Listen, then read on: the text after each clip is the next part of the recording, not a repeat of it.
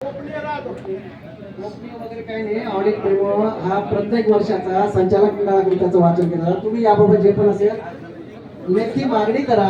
याबाबत माननीय सभापती असतील ते मान्य नाही घेतील. आता तुम्ही काय घोटाळे करता मला काय त्याच्यात करणे पण माझ्याकडे काम झालं तुम्ही काय सोडत नाही.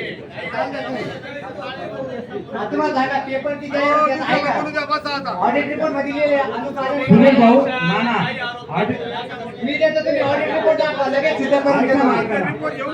ऑडिट रिपोर्ट देण्याचा अधिकार हा फक्त संचालक मंडळाला असतो आणि हा अधिकार दुसऱ्याला देण्यात येत नाही. मग संचालकाला आम्ही निवडून काय निवडायच्या टायमाला आले तुम्हीच होते ना.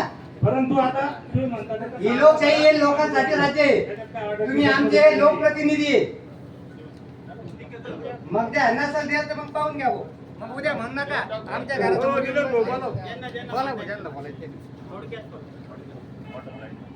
अच्छा आपल्या